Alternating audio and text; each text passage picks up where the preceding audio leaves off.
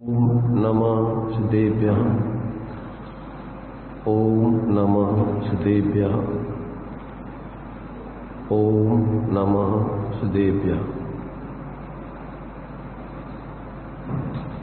मंगलम भगवान वीरो मंगलम गौतम गणी मंगलम कुंद कुंदाद्यो जैन धर्मोऽस्तु मंगलम सर्वमंगल मांगल्यम सर्वकल्याणकारकम प्रधानम सर्वधर्माणां जैनम जयतु शासनम जैनम जयतु शासनम वंदितु सर्वसिद्धे ध्रुवमचलमणोभवं गतिं पत्ये मुच्चामि समय पाहुर मृण्मो सुधकेवलीभणिधम् नमः समय साराय स्वानुभूत्या चकाशिते चित्स्वभावाय भावाय सर्वभावान्तरचिदे।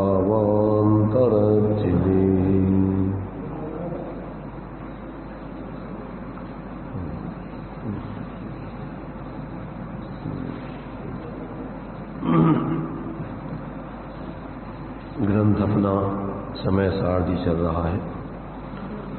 गाथा 15 अपनी चल रही है। इसमें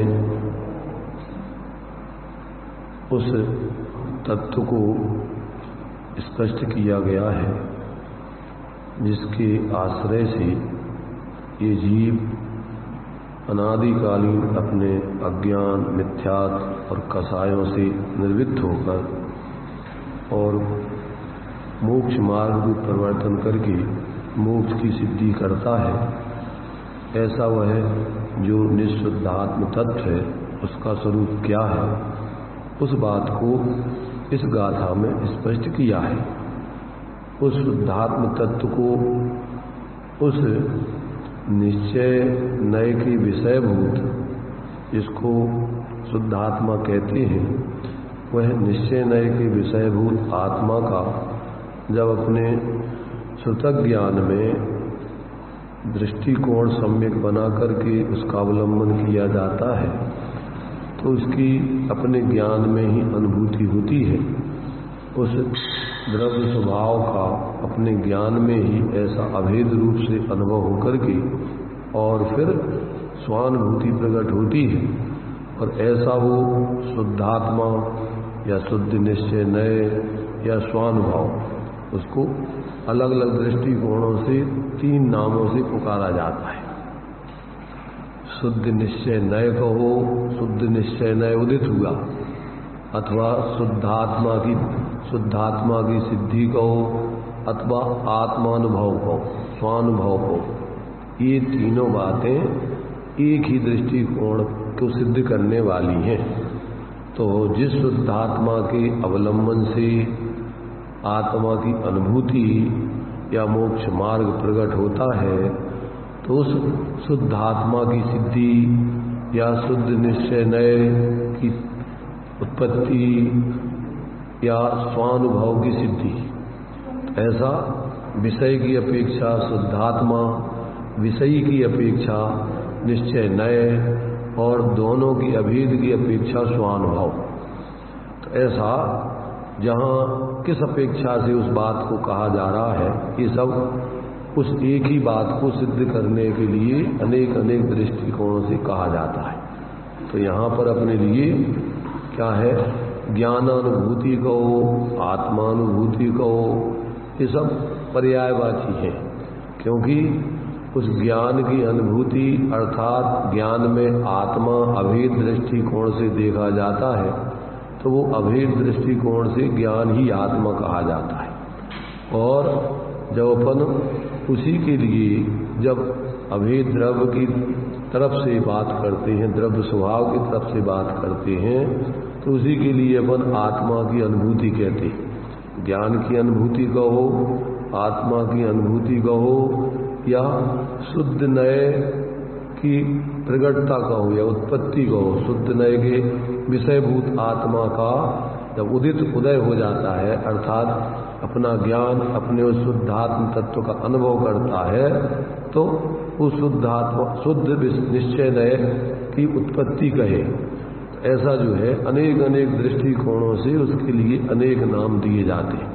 तो यहाँ सम्यक दर्शन, सम्यक ज्ञान, सम्यक चारित्र अथवा उन तीनों में एक आत्मा, अथवा अकेला सम्यक दर्शन कहो, सम्यक ज्ञान कहो, सम्यक चारित्र कहो और तीनों में एक आत्मा कहो। तो ये सब अनेक अनेक दृष्टिकोणों से उसी बात को आचार्य देव स्पष्ट करते हैं। यदि अपन उन दृष्टिकोणों को समझ लें तो अपने लिए किसी प्रकार का उसमें विरोध नहीं आए, और जो अपना प्रयोजन है, अर्थात जो आज तक अपन ने अपने ऐसे शुद्ध स्वरूप का अपने पर रूप दृष्टिकोण बना करके अनुभव नहीं किया, आज तक अपने को अन्य रूप ही मानते रहे। क्यों कि वो जब तक व्यक्ति को ऐसा जनागम के माध्यम से वस्तु तत्व को समझकर, ऐसा जब अपने उस स्वरूप के दृष्टिकोण बनाकर अपने उपयोग को उस स्वरूप में एकाग्र नहीं किया जाता, तब तक ऐसे उस आत्मा की अनुभूति पैदा नहीं होती, और तब तक अपन को वास्तव में उस आत्मा के अनुभव होने पर जो अतीन्द्रिय आनंद, आत्मिक आनंद, वास्तविक सुख या शांति कहो, मोक्ष मार्ग कहो, वो जीवन में जो प्रकट होता है, तो वो कोई जात्यंतर दशा होती है। एक बार व्यक्ति को ऐसे अपने स्वरूप का जब अनुभव हो जाता है, तो फिर वो व्यक्ति वास्तव में धर्म के नाम पर अन्य प्रकार से कहीं धर्म नहीं समझता है। धर्म अपने उस धर्मी आत्मा के अवलंबन से प्रकट होने वाली वीतराग विज्ञानता आदि की ही अवस्था है, आत्मा की स्वाश्रित दशा है, और वो अतीन्द्रिय आनंदमय होती है। अंदर से एक अलग क्वालिटी की निराकुलता अपनी परिणति में प्रकट हो जाती है। ऐसा यहाँ अपन को अनेक अनेक दृष्टिकोणों से उस स्वरूप को यहाँ पर समझाया जा रहा है, और समझा करके उस स्वरूप की सिद्धि कराने के लिए व्यक्ति के लिए उस प्रकार का जब तक वो प्रयोग ना करे, अपने दृष्टिकोण को उस रूप बनाकर अंदर में उस रूप प्रवृत्ति ना करे, तब तक उसके लिए वास्तव में सच्चे मोक्ष मार्ग की कहो, धर्म की कहो, सम्यक दर्शन ज्ञान चारित्र की कहो, शुद्ध उपयोग की कहो, ऐसे उसके अनेकों नाम आचार्यों ने दिए। निश्चय धर्म ध्यान कहो, शुक्ल ध्यान कहो, ऐसे उसके उत्तम मंगल स्वरूप वही है, उत्तम स्वरूप वही है, उत्तम शरणभूत वही है। ऐसे उसके उस द्रव्य संग्रह जी में अपन ने कितने 65 नाम दिए, और भी कहते ज्ञानियों की नाम माला में ज्ञानी और भी जो नाम बतावे उसको समझ लेना।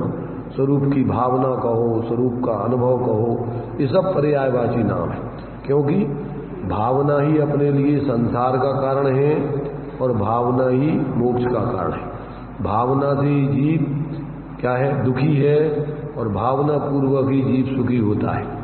तो अपने स्वरूप को भूल के अन्य पर पदार्थों की भावना करते रहना, वो आकुलता का कारण है।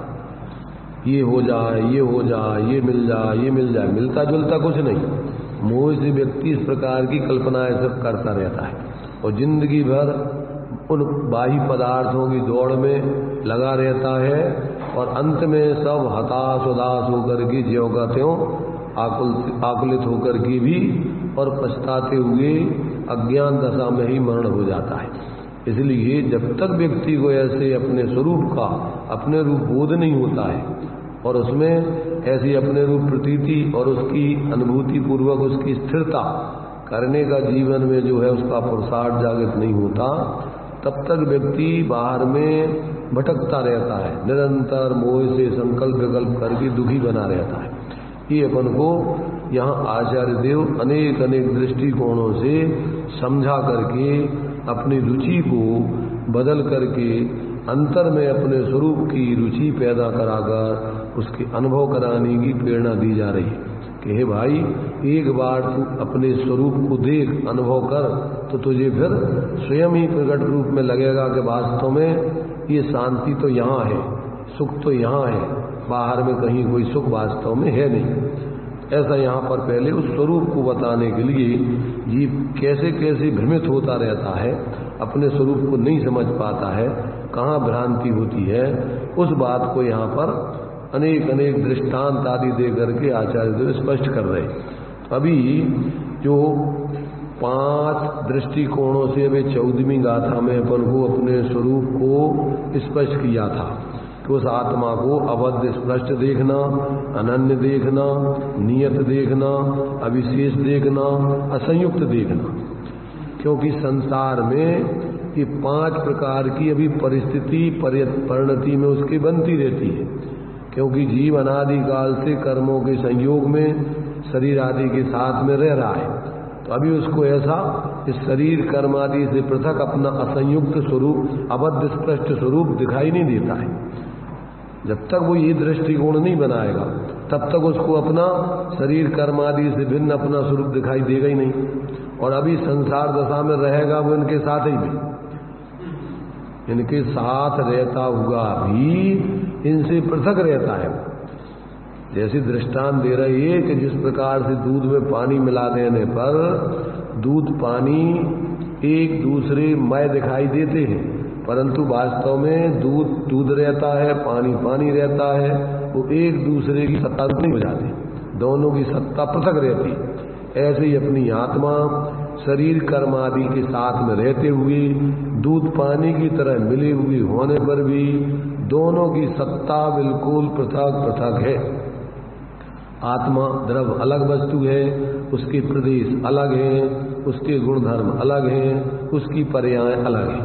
वो अपने चतुष्टय रूप परिणमन कर रहा है, शरीर आदि पुद्गल का परिणमन अपने रूप हो रहा है। जो अपन बोलते हैं पूजन में कि जड़ चेतन की सब परिणति प्रभु अपने अपने में होती है, अनुकूल कहूँ प्रतिकूल कहूँ यह झूठी मन की वृत्ति है। बाहर के पदार्थों में अपन अनुकूल प्रतिकूल जानना यही झूठी मान्यता है। क्यों कि वे आत्मा के लिए वास्तव में आत्मा के रूप कभी होते ही नहीं। आत्मा के रूप अनुरूप क्या है? अनुकूल प्रतिकूल संयोग, अनुकूल प्रतिकूल संयोग ही रहते हैं, परंतु अनुकूल प्रतिकूल ही अपन को मोह से दिखाई देते हैं। अनुकूल प्रतिकूल संयोगों में एक तो प्रतिकूल संयोगों में क्रोधी द्वेषी होकर और अनुकूल संयोग में मोही रागी होकर संसार बढ़ाया है। तो प्रतिकूल संयोग मिलते हैं तो उनमें द्वेष करता है, क्रोध करता है, और अनुकूल संयोग कल्पना से, जबकि जड़ चेतन की परिणति अपने अपने में होती है। अनुकूल प्रतिकूल मानना ये झूठी मन की वृत्ति है। मोक्ष मार्ग के अनुकूल साधन कहना ये भी उपचार का कथन है। कोई भी बाहर का साधन मोक्ष मार्ग का मूल कारण नहीं है। निमित्त रूप में अपन उपचार से उनको अनुकूल कहते हैं। वास्तव में तो अनुकूल या प्रतिकूल अपनी परिणति ही होती है। अपनी परिणति अपने स्वभाव के अनुरूप परिवर्तन करे तो उसको अपन व्यवहार से अनुकूल कहेंगे, और प्रतिकूल परिवर्तन करे तो उसी अपने स्वभाव से प्रतिरूप अन्यथा रूप परिणमन करे तो वो प्रतिकूल है। तो बाहर के पदार्थ अनुकूल प्रतिकूल तो उपचार से कहे जाते हैं, उन पर तो आरोप आता है निमित्तों पर। देव सास गुरु आदि जो है वो अपने लिए अनुकूल प्रतिकूल तो जब तुम उनके द्वारा बताए हुए तत्वों को समझकर अपनी परिणति को वहां से हटाकर अपने स्वरूप में एकाग्र करो, श्रद्धा ज्ञान लीनता करो, तो अपन उनको कहेंगे कि भाई इनके कारण से अपना कल्याण का मार्ग प्राप्त हुआ। पर वास्तव में तो कल्याण का मार्ग उनने जो स्वरूप तुम्हारे लिए बताया है उस स्वरूप को तुम स्वयं अपने ज्ञान में समझकर और अंदर में अपने उस रूप ढल करके अपना स्वयं का भेद रूप अनुभव करो तो वो ही तुम्हारे लिए कल्याणकारी है। वो देवसास गुरु तो बाहर में ही रह जाते हैं, वो तुम्हें कुछ भी देते लेते नहीं है। वो तो मात्र यदि तुम्हें अनादिकाल से तुम्हें अपने स्वरूप का बोध नहीं था, नहीं है, तो उन्होंने तुम्हें तुम्हारे स्वरूप को बताने में निमित्त मात्र होते। अगर तुम देखो तो, और नहीं देखो तो वे निमित्त भी नहीं बनते।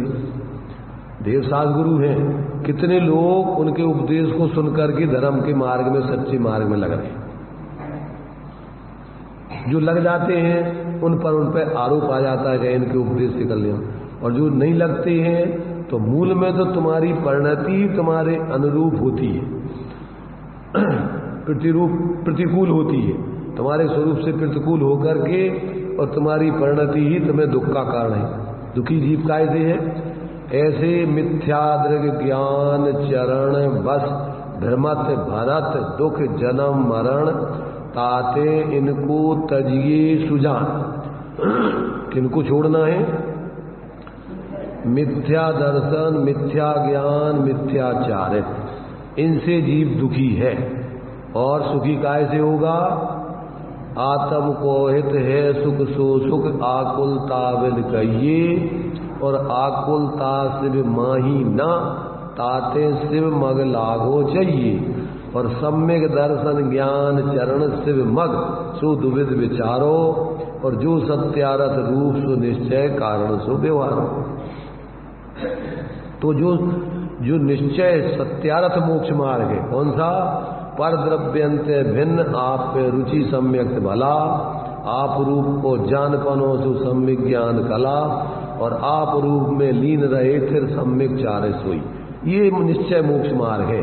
और इसके लिए जो निमित्त कारण आदि बनते हैं बाहर में, वो व्यवहार मोक्ष मार्ग कहलाता है। सच्ची देव साधु का सानिध्य आदि करना, सविकल्प रूप में 7 तत्वों का निर्णय आदि करना, ये अपने उस परद्रव्यों से भिन्न आत्मा की रुचि ज्ञान और लीनता का कारण बनता है। इसलिए पूर्व में अपन को इन 7 तत्वों का विचार आदि और देव साध गुरु आदि का निमित्त, ये सब अपन को जब यदि ये कार्य करें निश्चय का, अब व्यवहार मोक्ष मग सुनिए हेतु नियत का हुई, यदि उनसे इस बात को समझ के इस रूप प्रवृत्ति करो तो वो व्यवहार आपको परमार्थ का कारण कहा जाएगा। और अगर ये नहीं करो तो वो व्यवहार आपके लिए परमार्थ का कारण नहीं कहलाएगा। तो मूल तो मोक्ष मार्ग तुम्हारे स्वयं के स्वाश्रित परिणति का नाम है।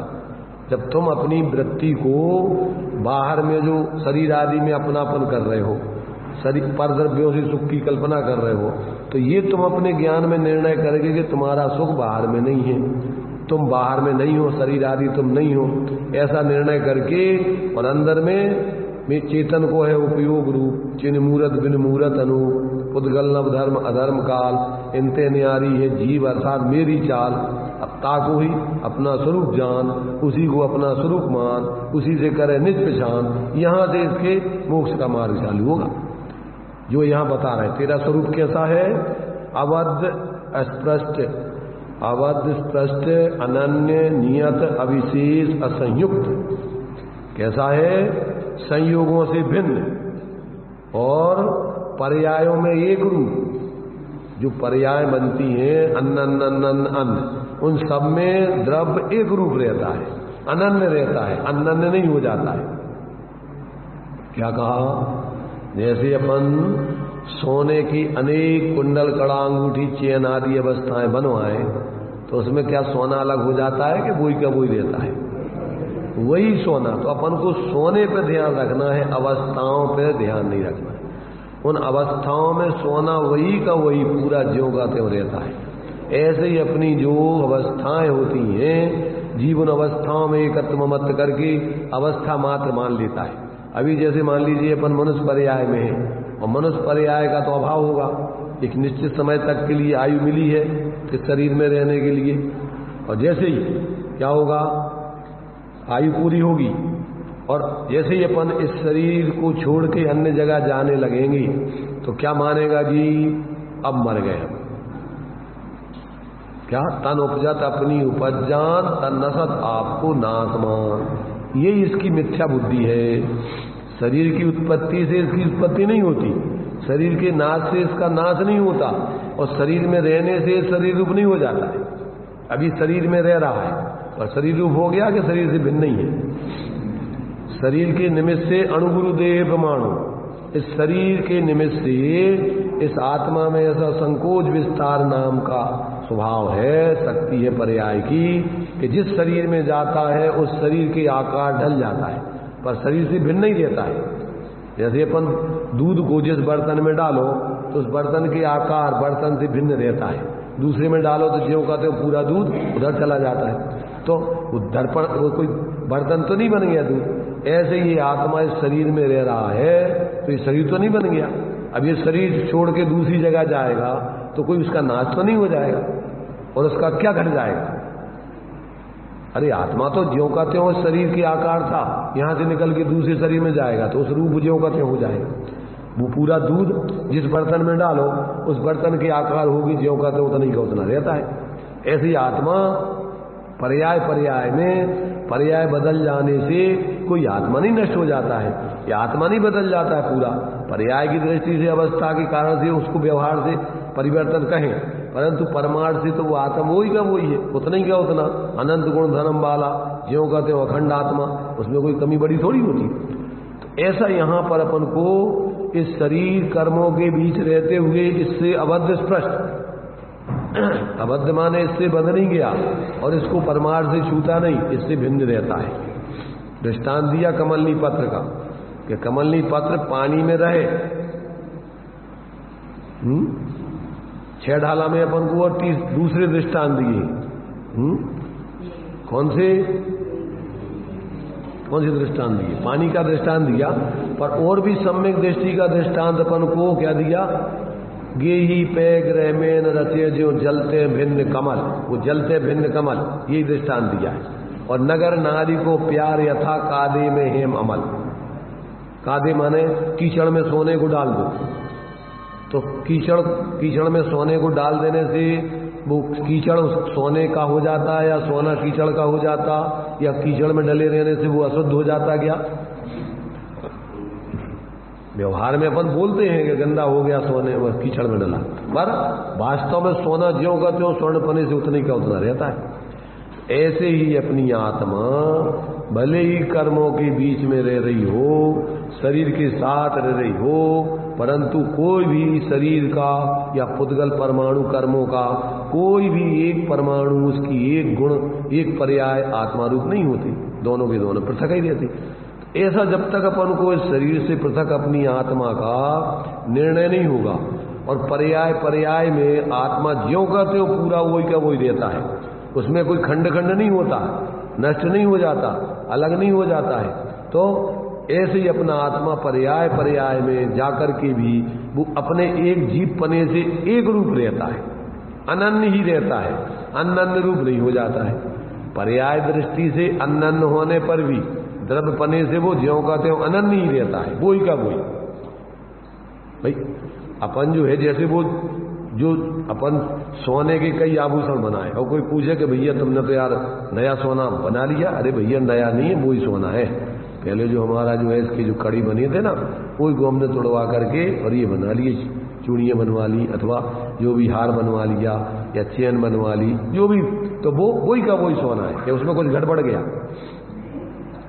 ऐसे ही अपनी आत्मा पर्याय पर्याय में कर्म के निमित्त से शरीर आदि के संयोगों में जाकर अवस्था से अनन्य हो जाने पर भी द्रव्य पने से ज्यों की त्यों उतनी की उतनी अनन्य बोई की बोई रहती है। तो ऐसा अपन को, अब अपन क्या है, पर्याय दृष्टि होने से, अब शरीर के नाश होने से, अवस्था के बदलने से अपन अपना नाश मान के दुखी होते हैं। मरते समय माने मरना माने क्या? मरना माने क्षेत्र से क्षेत्रांतर, अवस्था से अवस्थांतर। मरने में क्या होता है, अपन बोलते भी हैं, जैसे हमारे पिताजी का स्वर्गवास हो गया, इसका क्या अर्थ हुआ? हमारे पिताजी अब यहाँ नहीं रह रहे हैं, अब स्वर्ग में निवास कर रहे हैं, और अभी पहले औदारिक शरीर मनुष्य के शरीर में थे, अब वैक्रियक शरीर में देवों के शरीर में मिलेंगे। और अपन फिर उसमें जोड़ देते हैं। अब हमारे अशुभ कर्म के उदय से शुभ कर्म के कौन सा उदय रहा? पिताजी तुम्हारे स्वर्गवास में चले गए तो तुम्हारे अशुभ कर्म का उदय आ गया कि शुभ कर्म का उदय? कौन सा उदय आ गया? पिताजी ने नया मकान में चले गए तो उसमें तुम्हारे कौन से कर्म का उदय है? अरे पिताजी के कर्म का उदय है, तुम्हारा का है? तुम तो मिथ्या कल्पना कर रहे हो मोह से कि भैया जी यहाँ रहते थे, हमारा स्वास्थ्य सत्ता रहता था, घर रखाते रहते थे, ऐसा ऐसा काम, अब हमारे लिए एक नौकर हमारा चला गया। तो अपने स्वार्थ, अपने अपने सुख खो रो में पिता पुत्र द्वारा सब अपने अपने सुख खो रो रहे, उनके लाने नहीं रो रहे कि वे कहाँ चले गए, कहाँ हो रहा हूं। देखो लोक में एक रूढ़ी है, कोई भी मर जाए उसको अपन कोई को नरकवासी त्रियंचवासी नहीं कहते। तो क्या सब लोग स्वर्ग में जाते मर मर के? कहां जाते होंगे? अरे भाई जैसे कर्म करेंगे वैसे वहां जाएंगे, परंतु अपन तो उनके बारे में अच्छा ही सोचते कि भाई यहां से स्वर्ग में गए होंगे, अच्छी जगह ही गए होंगे, अपन बुरा क्यों सोचे? पर उनको ऐसा नहीं है कि वो तुम स्वर्गवासी कह दोगे तो स्वर्ग में चले जाएंगे। अगर उनने मायाचारी करके त्रियंच आयु बांधी होगी तो त्रियंच गति में गए होंगे, अगर सरल परिणामों से जिए होंगे तो अल्पारम परिग्रह से मनुष्य पर्याय में गए होंगे, और यदि वो अच्छे बढ़िया शुभ भावों से, त्याग आदि भावों से सम्यक पूर्वक जिए होंगे, दीप पर्याय जाने के सब कारण बदला है चारों आयु में जाने के।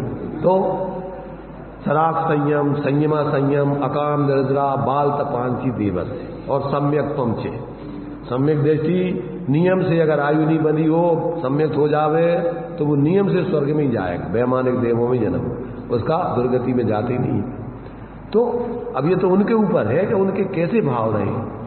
तो ये अच्छा, अब यदि आत्मबोध हो गया और कदाचित मान लीजिए आपने पहले आयु बांध ली, जैसे आज राजा सैनिक नरक में है, तो नरक में है तो अभी क्या किस रूप अनुभव कर रहे हैं अपने को? अरे वे तो आगे आने वाली 24 में तीर्थंकर बनेंगे, पहले तीर्थंकर। तो अभी क्या 16 कारण भावना चल रही उनकी, दर्शन विशुद्धि भावना चल रही, अपने लिए वो किस रूप अनुभव कर रहे? चिन्ह मूर अद्रधारी के मोह रीत लगत है अटापटी, बाहर नारक दुख देख से और अंतर सुकृत घटाघटी। बाहर में पर्याय में अभी नरक जन्म उदय की परिस्थिति जान रहे हैं और अंदर में अपने को चैतन्य रूप अनुभव कर रहे हैं कि मैं तो चैतन्य स्वरूप जीव हूं। सम्यक दृष्टि क्या करता है? कर्म के उदय की परिस्थिति रूप अपने को अनुभव नहीं करता है। अपन बोलते पुण्य पाप फल माय हरक बिल को मत भाई, यह पुद्गल पर्याय उपज बिनसे सिरता है, तुम्हारा स्वरूप तो इससे पृथक है। तो जो सम्यक दृष्टि हो जाता है, कदाचित पूर्व में अज्ञान दशा में उसने नरक आदि आयु बंद भी कर लिया हो, और यदि उसको तत्व ज्ञान हो गया, आत्मज्ञान हो गया, तो वहां पर भी वो जो है कर्मों की निर्जरा करता है। अब आगे सम्यक दृष्टि आगे संसार बढ़ाने का काम नहीं करता है। पूर्व में जो कर्म किया था, अब उस कर्म का उदय तो उनके लिए निर्जरित करने के लिए वो कार्य करना पड़ेगा, उसमें आप उस परिस्थिति में रहना पड़ेगा। पर उसमें भेद विज्ञान पूर्वक रहोगे, परिणाम नहीं बिगाड़ोगे, तो उन कर्मों की निर्जरा हो जाएगी। नए तत्संबंधी ऐसे पाप आदि कर्मों का आश्रय बंद होगा नहीं, तो आप धीरे धीरे उन सब संसार की संयोग दशा से पृथक होकर अपनी आत्मा की शुद्ध दशा प्रकट कर लोगे। तो ये अपन को जब तक ऐसा स्वरूप बोध नहीं होता, तो अपन क्या है, रात दिन मूर्ख बन करके इस पर्यायजन्य कामों में ही लगे रहकर अपने स्वरूप को भूल ही रहते हैं। तो बोलते मोह महामद पियो अनादि भूल आपको भरमत बाद, मोह से पर पदार्थों में मूर्छित होकर रात दिन मेरा तेरा अच्छा बुरा कल्पनाएं करके और अपने स्वरूप का याद ही नहीं कर देगा। अपन तो ये है, ये सब संयोग और संयोगी भाव अपने से भिन्न है, ये अपना स्वरूप नहीं है। ऐसा जब तक अविपरीत तत्व ज्ञान आत्मज्ञान जीव को नहीं होता, तब तक उसका मिथ्यात विपरीत मान्यता मोह भाव उसका नष्ट नहीं होता है। कौन करे नष्ट? अकेले बाहर में आप सच्चे देव सास गुरु से व्यवहार से जुड़े रहो, परंतु अंदर में जो उनने जो बताया है 7 तत्वों का निर्णय करके, स्वपर का भेद विज्ञान, हे उपादेय तत्वों का निर्णय करके, स्वा को स्वरूप जानना मानना और उसमें स्थिर करके, और आश्रव बंद आदि तत्वों का अभाव करके, और संबंध निद्रा पूर्वक मोक्ष की सिद्धि नहीं करोगे, तब तक बाहर में जुड़े रहने से काम नहीं चलेगा। चाहे निश्चय की पार्टी में शामिल हो जाओ, चाहे व्यवहार की पार्टी में हो जाओ, उससे कुछ अंतर नहीं पड़ता है, उससे तो और तीव्र कथाएं होती हैं सांप्रदायिक बुद्धि से। तो अपन ने एक समूह विशेष की अलग अलग कल्पना कर ली, जबकि वे सब पृथक द्रव्य हैं, जीव अलग अलग है, कोई किसी से संबंधित नहीं है। न निश्चय के समूह वाले कोई एक दूसरे के हैं, न व्यवहार के समूह वाले, न तेरहपंथी, न बीसपंथी, न श्वेतांबर, न दिगंबर, न हिंदू, न मुसलमान, एक दूसरे के कोई कभी हो नहीं सकते। क्यों? कि अपन 12 भावना में एकत्व भावना पढ़ते हैं। प्रत्येक जीव कैसा है? आप अकेला अवतरे मरे अकेला हो, यों कबहू जीव को साथी सगा न कोई। जहां देख अपनी नहीं तहां न अपना कोई, घर संपत्ति पर प्रगट है पर है परिजन लोग। ऐसा जब तक तत्व का विपरीत निर्णय नहीं होगा तब तक तुम समूह में अपने को भ्रम से मानोगे कि हम इतने बड़े समूह वाले हैं, हम बहुत बड़े धर्मात्मा। समूह से धर्मात्मा नहीं बनता है, धर्मी आत्मा के अंदर में श्रद्धा ज्ञान अनुभव करने से धर्मात्मा बनता है। वस्तु स्वभावो धम्मो, वस्तु का स्वभाव जब तक निर्णय नहीं हो, अनुभव नहीं हो, तब तक कोई धर्मात्मा नहीं बनता है। जीव ने अनादिकाल से यदि सांप्रदायिक बुद्धि धारण करके और अपने जीवनों को बर्बाद किया है। आज तक उसने यथार्थ सत्य और तत्व का बोध करके अपने स्वरूप की आराधना नहीं की, इसलिए भ्रमित बना रहा है। अब आचार्य कह रहे भैया ये सब तुमने अनादिकाल से नाटक कर लिया, अब इसको छोड़ो और अब यथार्थता में तत्व का निर्णय करके अपनी स्वरूप की आराधना करो, इसमें भला है। क्योंकि मोक्ष मार्ग प्रत्येक व्यक्ति का अकेला अकेला होता है, एक दूसरा कोई मोक्ष मार्ग नहीं करा सकता है। प्रत्येक जीव अपना अपना मोक्ष का मार्ग स्वाश्रय से प्रकट करके होता है। इसलिए जब तक व्यक्ति को ऐसा तत्व का विपरीत वस्तु स्वतंत्रता का ऐसा निर्णय नहीं होता है कि प्रत्येक द्रव्य स्वतंत्र है, कोई किसी के अधीन नहीं है, कोई किसी का कर्ता धर्ता नहीं है। कहे अपन पढ़ते होता स्वयं जगत परिणाम, कोई किसी का नहीं करता काम, दूर हटा मिथ्या परिणाम, सहजानंद वर्णी नहीं लिखा है ये गीत अपने स्वरूप का बोध कराने के लिए। आत्मकीर्तन है, आत्मकीर्तन माने यही समय सार की भावना उसमें कि तुम्हारा स्वरूप क्या है, अपने आप को आप कैसा विचार करो।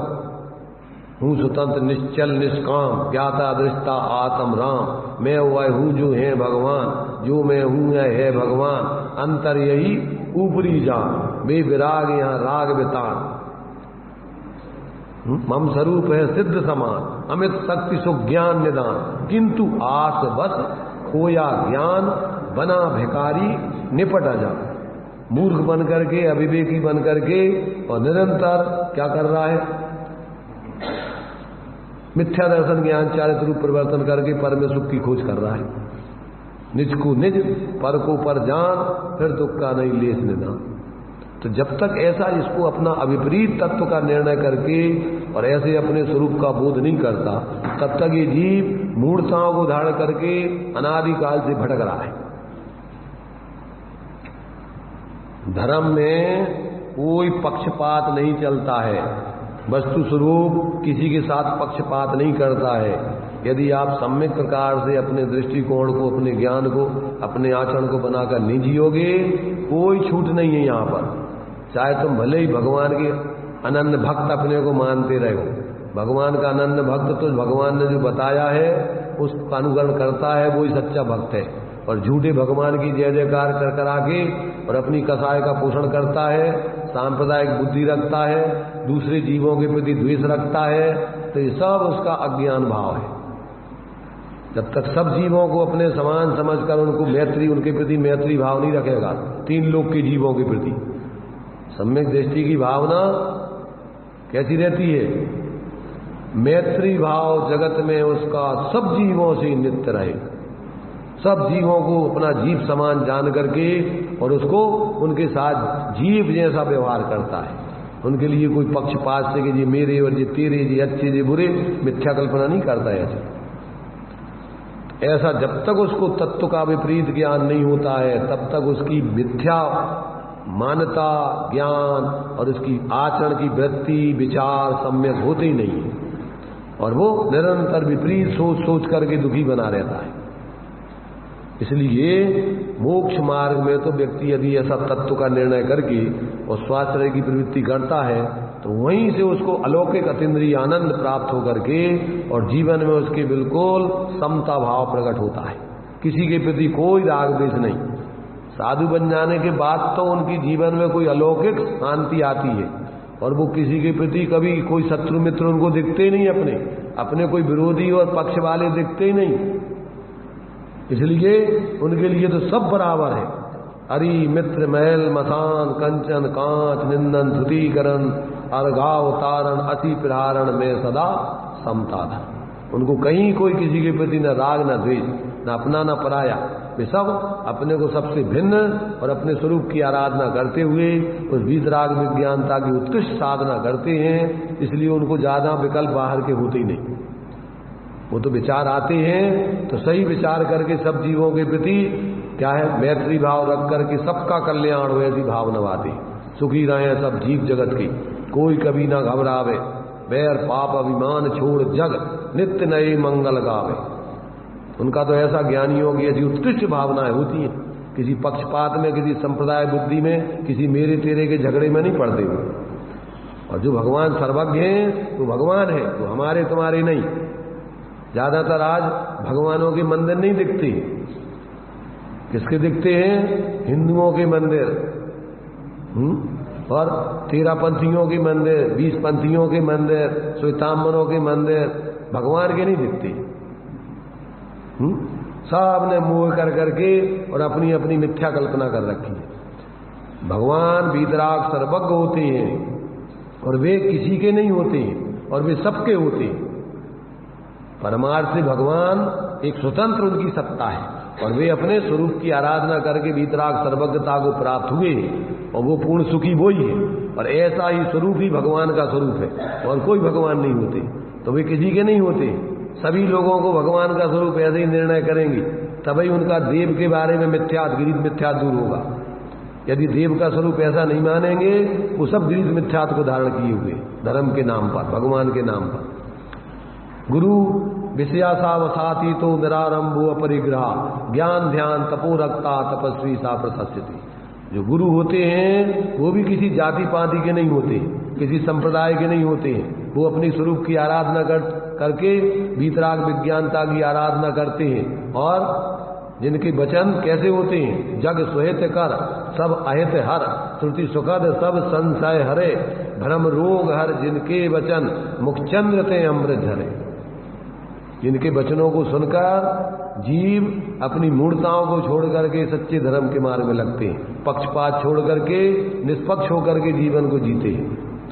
जिनके प्रवचनों से लोग सांप्रदायिक बुद्धि धारण कर ले, आपस में कसाएं पैदा हो जाएं, ये कोई उपदेश गुरुओं के नहीं कहलाते। गुरु का उपदेश तो जिसमें सारे लोग अपनी भ्रांति तोड़ के जीव मात्र को अपने समान समझकर सबके प्रति मैत्री भाव धारण करके सबके साथ अच्छा व्यवहार करें, पक्षपात को व्यवहार नहीं करें किसी के साथ कि जी मेरे और जी तेरे। ये मोह का भाव है, मेरे तेरे मोह का भाव है। वस्तु स्वरूप का समझना ये तत्व ज्ञान है, यथार्थ ज्ञान है।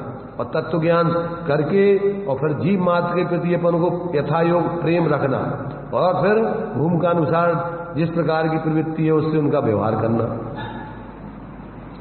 तो ये जब तक ऐसा प्रत्येक जीव को अवध स्पष्ट अनन्य नियत अविशेष असंयुक्त ऐसा प्रत्येक आत्मा का मूल स्वरूप है। सब आत्माओं का मूल में ऐसे ही स्वरूप है। ऐसे अपने स्वरूप की दृष्टि जब तक नहीं बनती तब तक उसके मोह का मिथ्यात का नाश नहीं होता है। तब तक उसके जीवन में ऐसे परद्रव्यों से भिन्न आत्मा की सम्यक प्रतीति नहीं होती, सम्यक ज्ञान नहीं होता है, उसके अवलंबन से सम्यक चारित्र का उद्भव नहीं होता है। ये मोक्ष का मार्ग है। परद्रव्यों से भिन्न अपनी रुचि, अपने अपने रूप ज्ञान और अपने ही अवलंबन से ऐसे वीतरागता की आराधना, इसका नाम है मोक्ष का मार्ग, शांति का मार्ग। तो ये जो है यहाँ पर अपन को इसी बात को कि भैया तुम्हारा मूल स्वरूप समझो पहले। जब तक इस मूल स्वरूप को नहीं समझोगे तब तक तुम्हारा मिथ्यात जाने वाला नहीं है। अपने को जो हो तुम वैसा तो नहीं मान रहे और यद्वा तद्वा मिथ्या कल्पनाएं करके जी रहे हो सब। तो ये यहाँ पर अपन को देखो इस भावार्थ में दृष्टांत देकर के उसी बात को स्पष्ट किया है। इसको अपन भावार्थ को पढ़ते हैं। देखिए यहाँ आत्मा की अनुभूति को ही ज्ञान की अनुभूति कहा गया है। अज्ञानी जन, देखना अपने जीवन में कहीं अज्ञानी जन्मों की कोटि में अपना जीवन है कि ज्ञानी जनों की कोटि में विचार और जीवन बन रहा है। ये यहां पर अज्ञानी और ज्ञानी का स्वरूप बता रहे। तो यहां आत्मा की अनुभूति को ही ज्ञान की अनुभूति का है। अज्ञानी जन ज्ञेयों में ही इंद्रिय ज्ञान के, माने इंद्रिय ज्ञान के विषयों में ही लुप्त हो रहे हैं। वे इंद्रिय ज्ञान के विषयों से अनेकाकार हुए ज्ञान, अनेकाकार हुए ज्ञान को ही ये मात्र आस्वादन करते हैं। अनेकाकार हुए ज्ञान को ही ये मात्र आस्वादन करते हैं। है तो वो ज्ञान और मानते हैं गे। क्या मानते हैं? गे। क्यों? कि ज्ञान में ऐसा उसका स्वभाव है कि जिसको जानता है वो ज्ञान वैसा अपन को जानपने रूप में परिणमित होकर के दिखाई देता है। जैसे दर्पण के सामने जो पदार्थ आते हैं, दर्पण उस रूप दिखाई देता है पर उस रूप होता नहीं है। ऐसे ज्ञान जिन ज्ञेयों को, इंद्रियों के विषयों को जानता है तो ज्ञान उस जैसा दिखाई देता है। तो अज्ञानी जीव ज्ञान रूप अपने को अनुभव नहीं करके गे रूप ही अनुभव करता है। जैसे मैं गे बन गया हूं। जैसे दृष्टांत के रूप में यहां समझो, 5 इंद्रियों के विषयों में जो गे का ज्ञान का अनुभव, ज्ञेयों के निमित्त से ज्ञान ऐसा उस रूप में पर्याय में परिणमित होता है, परंतु अज्ञानी जीव उसको ज्ञान रूप अनुभव नहीं देखते, गे रूप अनुभव करते। जैसे अपन ने कोई चीज खाई, रसना इंद्री से मान लीजिए अपन ने मीठा खाया, तो ज्ञान में उस मीठेपन का पर जानने रूप में परिणमन हुआ ज्ञान का। किस रूप में? मीठेपन के जानने रूप में। और अपन ने क्या माना कि अपन ने मीठा खा रहे हैं, अपन मीठे रूप हो गए हैं, मीठे को अपन ने ग्रहण कर लिया है। तो तुमने क्या कर लिया? तुम्हारा तो वो ज्ञान मीठे के जानने रूप परिणमन हुआ था, क्योंकि मीठा तो पुद्गल का गुण है। मीठापन जो है रस गुण है, रस की पर्याय उसकी खट्टा मीठा चरपरा तीखा, ये पुद्गल की पर्याय है और वो पुद्गल से तन्मय रहती है और वो तुम्हारे आत्मा रूप तो होती नहीं। और तुमने मान लिया कि हमने मीठा खा लिया, ये क्या हो गया?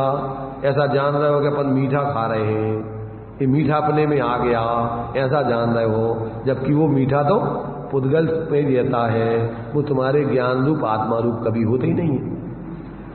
ऐसे इन 5 इंद्रियों के विषयों के निमित्त से जो ज्ञान गे जैसा हो जाता है, उसमें जीवों को ज्ञान नहीं दिखता है और गे का अनुभव होता है। ये अज्ञानी जीवों का मिथ्यार्थ है। उस समय वो ज्ञान, जैसे जिस समय दर्पण के सामने जो कुछ भी हो तो वो दर्पण में जो दिख रहा है वो दर्पण ही है और जो बाहर में खड़ा है वो बाहर ही है, तो एक दूसरे से भिन्न नहीं है। ऐसे ही गे जो है वे वास्तव में गे रूप ही रहते हैं और ज्ञान में जो अपन को गे अनुभव में आ रहे हैं वो ज्ञान ही है, वो गे नहीं है। जो दर्पण में दिख रही है चिड़िया या अपना चेहरा, वो दर्पण ही है कि तुम्हारा चेहरा है। क्या होता है अपन को कि जैसे वो दर्पण में तुम्हारा चेहरा दिख रहा है ऐसा लगता है, ये भ्रम हो जाता है और इसलिए फिर उनमें मोह, किसी में राग करता है, जो अपने ही ज्ञान के गे के ज्ञान में आकार बनते हैं गेयों के निमित्त से, उनमें किसी में मोह करता है। जैसे अपन ने शरीर को जाना तो अब शरीर में मोह कर लिया कि मैं, जबकि ये तो ज्ञान होगा शरीर का। शरीर को जान करके ज्ञान अपने ज्ञान शरीर के निमित्त से शरीर जैसा परिणमित हुआ, पर वो शरीर नहीं बना, वो तो ज्ञान ही रूप रहा कि गे रूप हो गया ज्ञान। व्यवहार से उसको गे का ज्ञान कहते हैं। काय का ज्ञान? जैसे दृष्टांत दिया यहां पर, देखो पूरा पढ़ते हैं पहले। इंद्रिय ज्ञान के विषयों में ही लुप्त हो रहे हैं, वे इंद्रिय ज्ञान के विषयों से अनेकाकार हुए ज्ञान को ही ज्ञेय मात्र आस्वादन करते हैं, परंतु ज्ञेय से भिन्न ज्ञान मात्र का आस्वादन नहीं करते। और जो ज्ञानी होते हैं वे ज्ञेयों में आसक्त नहीं हैं, वे ज्ञेयों से भिन्न एकाकार ज्ञान का आस्वाद लेते हैं। अब दृष्टांत देखिए, दृष्टांत से समझ में आएगा। जैसे शाकों से भिन्न नमक की डली का क्षार मात्र स्वाद आता है, उसी प्रकार आस्वाद लेते हैं, क्योंकि जो ज्ञान है सो आत्मा है और जो आत्मा है सो ज्ञान है। इस प्रकार गुण गुणी की अभेद दृष्टि में आने वाला सर्व परद्रव्यों से भिन्न, अपनी पर्यायों में एक रूप निश्चल, अपने गुणों में एक रूप, पर निमित्त से उत्पन्न हुए भावों से भिन्न अपने स्वभाव का अनुभव ज्ञान का अनुभव है। और यह अनुभव अनुभवन भाव स्वतः ज्ञान रूप जिन शासन का अनुभवन है, शुद्ध नय से इसमें कोई भेद नहीं है। अब इसका अपन दृष्टांत पहले समझें और फिर सिद्धांत समझें कि जब अपन अनेक प्रकार के फलों में, साग सब्जियों में और जो है दाल भात आदि में नमक डाल देते हैं, तो वो नमक उनके निमित्त से अनेक आकार रूप हो जाता है। वो तो क्या है, तरल पदार्थ है, तो पानी बन के उस रूप सब में ढल जाता है, सबके अनुकूल परिणमित हो जाता है। तो अपन को कैसा लगता है कि साग खारी हो गई और भात खारा हो गया, दाल खारी हो गई, पर वास्तव में वो नमक तो वो खारापन दाल भात का नहीं बनता है, दाल भात में नहीं जाता है, वो नमक का ही तरल रूप में परिणमित होकर के सब में फैल गया है। वो नमक से ही तन्मय रहता है खारापन, वो दाल साग रूप नहीं होता है। ऐसे ही अपना ज्ञान जिन ज्ञेयों को जानता है, उन ज्ञेयों के निमित्त से ज्ञेयाकार जैसा हो जाता है व्यवहार में, परंतु वो तो ज्ञान ही रूप रहता है, वो ज्ञेयाकार रूप नहीं होता है। अब ये भ्रम जीव को अनादिकाल से चल रहा है। अब उसने अपने ज्ञान जिसका है वो ज्ञान जैसे खारापन काय का है, नमक का, तो वो काय से तन्मय है, नमक में के सब्जियों में के दाल भात में, उसका संबंध नमक से है, उससे तन्मय है कि वो सब्जियों में तन्मय हो गया। सब्जी अलग है, वो नमक अलग है, उस समय भी साथ में रहने पर भी उन दोनों रूप नहीं हो गया वो। ऐसे ही ज्ञेयों को जानते समय भी ज्ञान ज्ञेयों के निमित्त से पर्याय में अनेकाकार रूप हो जाता है, परंतु वो ज्ञान ज्ञेय रूप नहीं होता, वो ज्ञान ही रूप रहता है।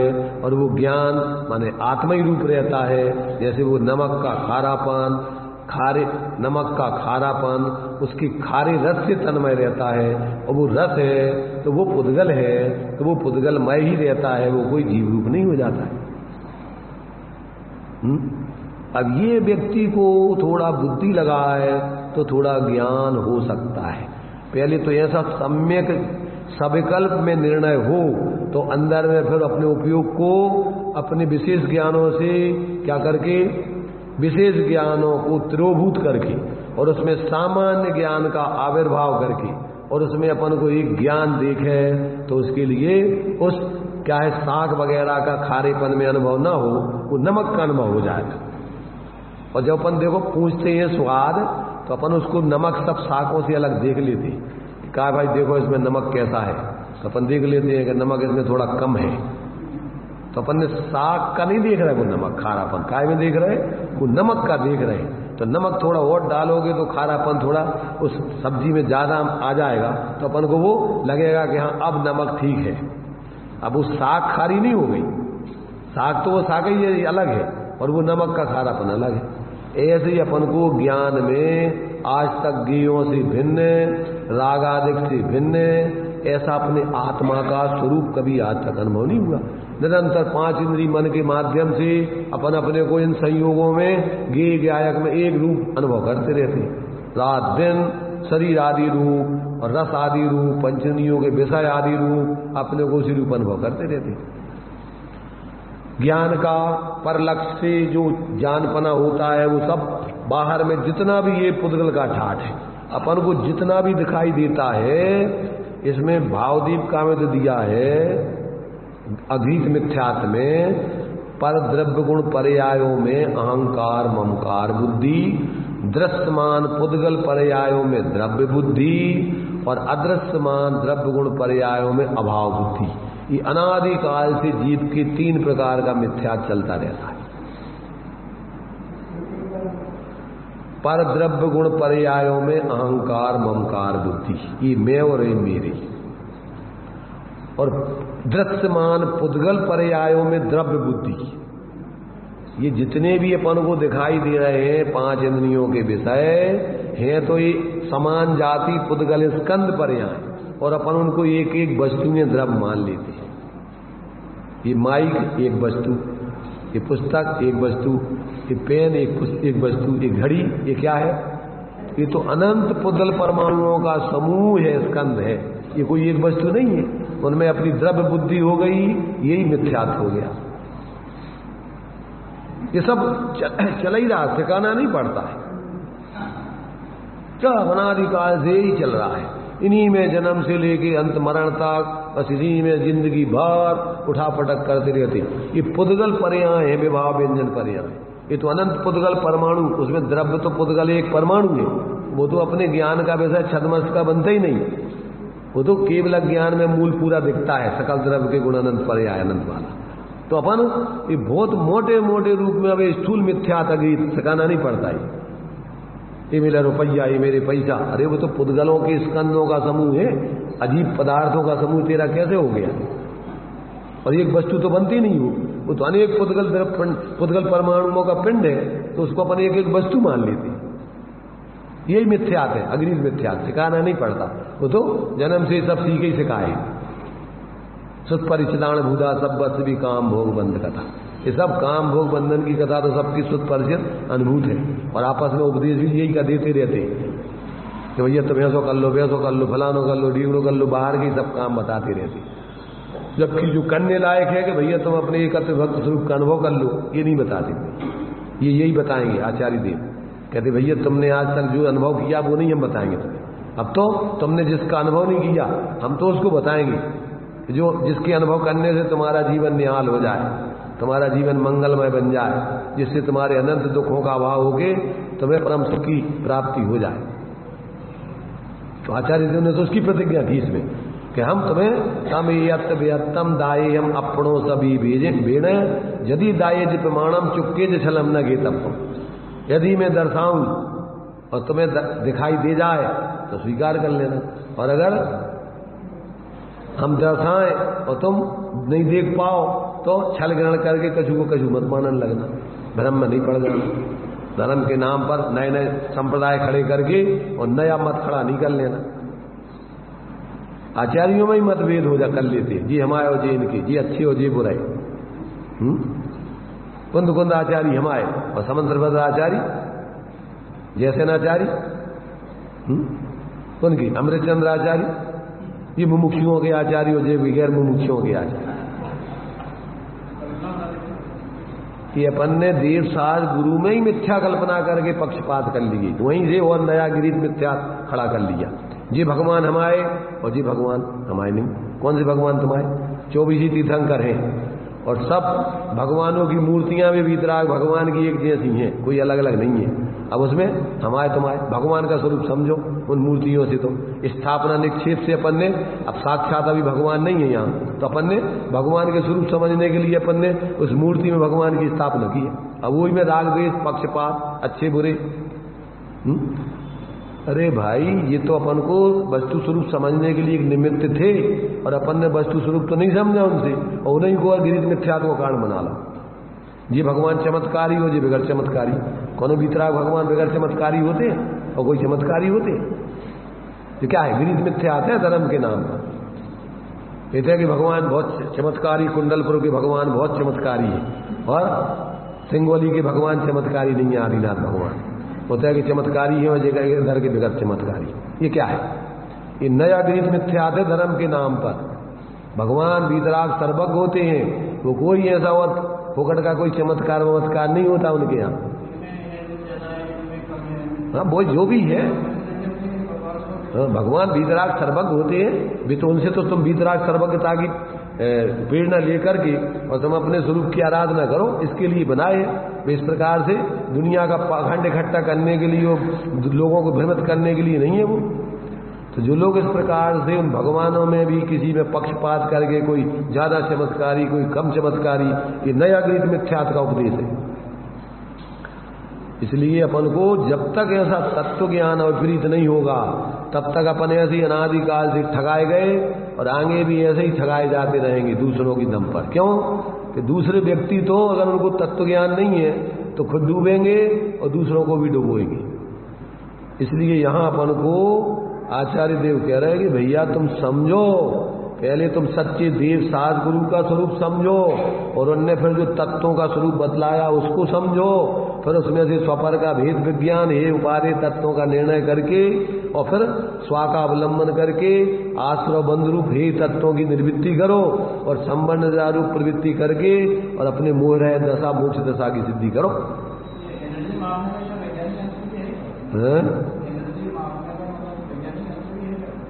कहेगा एनर्जी अरे कुछ नहीं है भाई, ये सब भ्रमणाएं हैं वर्तमान में। भगवान में कोई एनर्जी कमी होती है? अनंत अनंत सामर्थ्य की एनर्जी है उनमें, तो उनमें एनर्जी की कमी बड़ी होती कौन? भगवान में। ये सब महामूढ़ता के गीत मिथ्यात का सेवन है सब। भगवान की एनर्जी काय में देख रहे तुम? भगवान की एनर्जी आत्मा में होती है कि शरीरों में? आत्मा, भगवान अनंत चतुष्टय के धनी है तो उनकी एनर्जी आत्मा में है कि शरीरों में पुद्गलों में? ये सारा का सारा विपर्यास रूप उपदेश है, लोगों को भ्रमित करने वाला, बिना तत्व ज्ञान के ये सब मूर्ता वाली बातें लोगों को समझा समझाकर नया धर्म के नाम पर मिथ्यात ग्रहण कराया जाता है। जब तक ऐसा 7 तत्वों का 6 द्रव्यों का यथार्थ स्वरूप द्रव्य गुण पर्याय का एक वस्तु दूसरी वस्तु से भिन्न रहती है, ऐसा विपरीत निर्णय नहीं होगा तब तक ये नया गीत मिथ्यात भगवान की एनर्जी नाप करके और लोगों को भ्रमित करेंगे। इसलिए अपन को इस सारी बातें अपन को डायरेक्ट अपन को भगवान के द्वारा दिया हुआ जो उपदेश है और आचार्यों की परंपरा से आया है उसको अपन को समझना चाहिए। बीच में जो आड़तियों ने उसमें दुनिया की गंदगी मिलाकर के उपदेश गंदा कर दिया, विपरीत कर दिया, उसको एक तरफ रखने चाहिए। अपन किसी व्यक्ति का उपदेश नहीं सुने, भगवान जनेन्द्र के द्वारा आया हुआ जो परंपरा से मूल आचार्यों का उस उपदेश को सुने, समझे और इस प्रकार की विपरीत फालतू की बातों को अपने दिमाग में ना लाए। तभी जाकर के अपने जीवन का अनादिकाल से तो वैसे ही भटक रहे और ये सब नए भटकाने वाले और व्यक्तियों को जैसे तैसे दिया है कि जैसे तैसे व्यक्ति समय निकाल के बेचारा आता है समझने को, और यदि अभाग्य से ऐसे कुगुरुओं का सानिध्य मिल जाए, ऐसे दुरुपदेश देने वालों का सानिध्य मिल जाए तो उनकी और गीत मिथ्यात का पोषण करके वो ऐसा उपाय करते हैं कि वे अचेत हो जाएं, तत्व को समझे नहीं पाए, उलझा देते उनको ऐसे कामों में।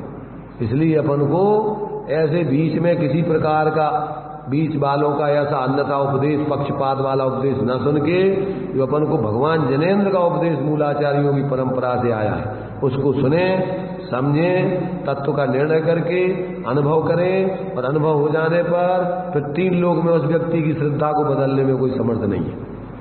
सम्यक दृष्टि को जैसे रानी रेवती थी तो कितना नाटक करने के लिए सब भ्रमित करने का प्रयत्न किया गया, परंतु उनको तत्व का ज्ञान था, सत्य बोध था, सम्यक दृष्टि थी, इसलिए मूर्ता में वो नहीं आई किसी प्रकार का। साक्षात समूषण की रचना भी हो गई तो अभी उसने कहा ये सब कोई नाटक है, कोई समूषण ऐसा होते नहीं। 24 तीर्थंकर हो चुके, अब कोई और कौन सा तीर्थंकर आ गया जिसका समूषण लग गया? कोई नाटककार बहु किया होगा तो उसको देखने की भी जिज्ञासा पैदा नहीं हुई। हमको नहीं जाना है नाटक देखने, चमत्कार। इसलिए ऐसे फोकट के चमत्कारों में विवेकी व्यक्ति क्या है, प्रभावित नहीं होता है, वो मूर्ता को धारण नहीं करता है, वो तत्व और सत्य को अपने जीवन में ग्रहण करके और सत्य पर चल करके अपनी आत्मा का हित करता है। और बिरले होते हैं धर्मात्मा जिनकी सम्यक दृष्टि बन जाए बहुत बिरले होते हैं। बहुमत के चक्कर में मत रहना कि हमारे संग में भीड़ नहीं है तो हम अकेले क्या करेंगे। अरे एक अकेला व्यक्ति भी सब जो आज सही मार्ग पर है तो वो संपूर्ण विपरीतताओं का अभाव करके वो भगवान अकेला, कोई संग, कोई एक दूसरे का कोई कल्याण थोड़ी करता है। प्रत्येक व्यक्ति को अपना अपना कल्याण अपनी ही मूर्ताएं तोड़ के करना है, अपने ही समीचीन मार्ग पर चल के करना है। इसलिए यहाँ अपन को आचार्यों ने बहुत ही सुंदर तरीके से बिना पक्षपात के सही वस्तु स्वरूप समझाकर व्यक्तियों को सही मार्ग बताया है। और अपन यदि अपना हित चाहते हैं तो अपन बिना पक्षपात के निष्पक्ष होकर के समझेंगे तो अपने ज्ञान में भी निष्पक्ष तत्व का निर्णय करके सत्य मार्ग समझकर उस पर चलने की सामर्थ्य है। प्रत्येक जीव के अंदर ऐसा संगी पंचेंद्रिय के अंदर ज्ञान होता है। इसलिए इस काल में चूंकि क्या है, पंचम काल है, हुंडावसर्पणी काल है, सम्यक दृष्टि जीव अभी पैदा होते नहीं है। यहाँ कोई जीव महाभाग्य से, तीव्र पुरुषार्थ से तत्व निर्णय करके सम्यक दृष्टि बन जाए, बनते ही रहेंगे पंचम काल के आखिरी तक, पर रहेंगे अल्प, ज्यादा मात्रा में नहीं होंगे। इसलिए अपन बहुमत के आधार पर धर्म का मूल्यांकन नहीं करें और बहुमत के चक्कर में अपनी बुद्धि को खराब नहीं करें। इसलिए अपन सत्य को, तत्व को समझकर जो यथार्थता है उसको अपने जीवन में अपना करके अनुभव करके जिए तो सम्यक दृष्टि को कोई शंका नहीं होती, कोई भय नहीं होता है। क्यों कि उसने अपने यथार्थ स्वरूप का बोध कर लिया तो उसकी परिणति में ऐसी निसंगता आ जाती है, ऐसी निर्भयता आ जाती है कि उसको किसी प्रकार से कोई डर नहीं लगता है, न मरने का, न इस लोक का, न परलोक का, न अगुप्ती का, न आरक्षा का, न आकस्मिक, न वेदना, कोई भय उसको नहीं होता है। क्यों कि वो अपना ज्ञान का संवेदन करते हुए आत्मा का जो अंदर मूल स्वरूप है उसमें जो अनंत सामर्थ्य है उस सामर्थ्य का सानिध्य करके जीता है। इसलिए उसका ज्ञान सम्यक रहता है, उसके आचरण में भी निर्भयता आदि क्रम से प्रकट होती जाती है। इसलिए वो बराबर अपने मोक्ष मार्ग से च्युत न होकर, कोई अगर और साधर्मी च्युत हो रहे हो तो उनको भी उसका स्थितिकरण करता है। सम्यक दृष्टि के 8 अंगों में एक क्या है, स्थितिकरण अंग भी है। तो चरणात् दर्शनात् चरणात् द्वापी चलताम धर्म वत्सलई प्रत्यवस्थापनम प्राज्ञ स्थितिकरण उच्यते। अन्य भी अपने साधर्मियों का अगर कदाचित वो अपने श्रद्धांत से, अपने आचरण से च्युत हो रहे हो तो उनका सम्यक समाधान करके उनको ज्यों कहते हो स्थितिकरण करके सही मार्ग पर लगाता है।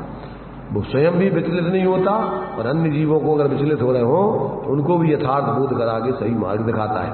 ये सम्यक दृष्टि के गुण है। प्रभावना माने निसंकेत, निकांक्षित, स्थितिकरण, वात्सल, प्रभावना, उपगुहन आदि जितने भी 8 अंग हैं ये उसका स्वाभाविक जीवन है। ऐसा अपना भी सम्यक जीवन जीता है और अन्य जीवों को भी यथावत सही मार्ग दिखलाकर वो उनको भी सही मार्ग पर लगाने का प्रयत्न करता है। उन जीवों की अगर योग्यता है, अच्छी होनार है तो वे भी सत्य को समझकर सही मार्ग पर चलते हैं और उनका भी क्रम से भला होता है। ऐसा अपन को यहाँ पर कि जो जीव का मूल स्वरूप है, जो इस संसार दशा में कर्म की निमित्त से अनेक प्रकार की परिस्थिति बन रही है, उसमें उसका मूल स्वरूप तिरोभूत हो गया है, ढक गया है, दिखाई नहीं दे रहा है। उसके लिए आचार्य देव परोक्ष ज्ञान में दिखा करके, उसका अनुभव करा करके और सही स्वरूप का बोध करा करके उसके जीवन को सम्यक मार्ग पर लगाने के लिए ये उपदेश दे रहे हैं। और यदि व्यक्ति अपने ज्ञान में समझे तो परोक्ष ज्ञान में इस बात का सही निर्णय होकर और स्वानुभव प्रत्यक्ष करके और वो निसंक होकर के वास्तव में मोक्ष मार्ग में चल सकता है। उसके लिए कोई बाधा नहीं है। वर्तमान में भी 6म 7म गुण स्थान तक की साधना 5म काल के अंतिम समय तक भी होती रहेगी। पर ये बात अलग है कि संख्या जीवों की कम होगी, भीड़ नहीं होगी, बहुमत नहीं होगा, उसकी चिंता धर्मात्मा को नहीं होती। इसलिए वो सत्य मार्ग पर, अभिप्रीत मार्ग पर, स्वानुभव के मार्ग पर, स्वास्थ्य मार्ग पर ऐसा क्रम से आगे बढ़ के अपनी आत्मा का हित करता है। ऐसा यहाँ अपन को इन 5 भावों से अपनी आत्मा को भिन्न और अभिन्न जो अपन को दे रहे हैं, क्या अबद्ध स्पष्ट, अनन्य, नियत, अविशेष और असंयुक्त। और इसके विपरीत क्या है, बद्ध स्पष्ट, अनन्य, अनियत, विशेष और संयुक्त। ये 5 चीजें भी हैं।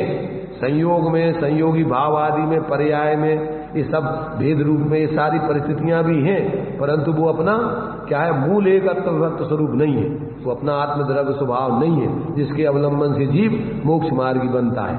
तो उसके विपरीत ये अपन को देखना है ज्ञान में कि वास्तव में संयोगों में रहते हुए अपन असंयोगी रूप हैं, अन्य पर्याय में होते हुए भी द्रव्य से अपन अनन्य हैं, और पर्याय में अनियतता होने पर भी क्षय प्रमुख भाव आदि में और अपने द्रव्य स्वभाव से एक रूपता नियतपना रहता है, और गुण विशेषों से अनेक प्रकार की विशेषताएं जीव में रहती हैं, परंतु जीव इन गुणों में अखंड रूप से एक रूप रहता है, अविशेष रहता है। और कर्म के निमित्त से पर्याय में जो मोह राग द्वेष आदि के परिणाम होते हैं उससे पर्याय में संयुक्तपना होता है। जैसे पानी को अग्नि के संयोग पर रख दो तो उसमें उष्णपना पर्याय में हो जाता है, परंतु उसका शीतल स्वभाव उस समय भी विद्यमान रहता है, वो पूरा उष्ण नहीं हो जाता है। ऐसा उसके स्वभाव में असंयुक्तपना विद्यमान है। ऐसा जो अपने अंदर में देखता है वो क्रम से क्या होता है, पर्याय दृष्टि से रहित, संयोगाधीन वृत्ति से रहित, अपनी उस एक रूप स्वरूप के अवलंबन से सच्चे मोक्ष मार्ग को प्रकट करके सच्चा धर्मात्मा बन के जीवन में उसके सच्चे सुख पर्याय में प्रकट होके उसके जीवन में आनंद क्रम से बढ़ता जाता है, और एक दिन पूर्ण अनंत सिद्ध दशा पाकर और वो अपनी आत्मा को संसार के दुखों से रहित कर लेता है।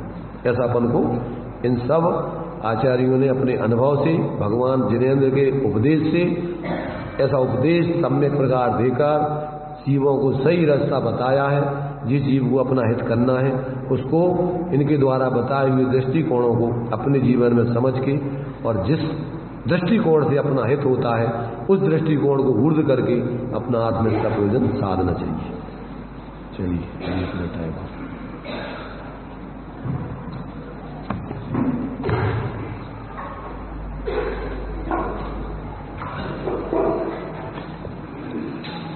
मैं तो टंकोत कीर्ण ज्ञायक हूँ, मैं तो टंकोत कीर्ण ज्ञायक हूँ, बस यही बात समझ नहीं पाया।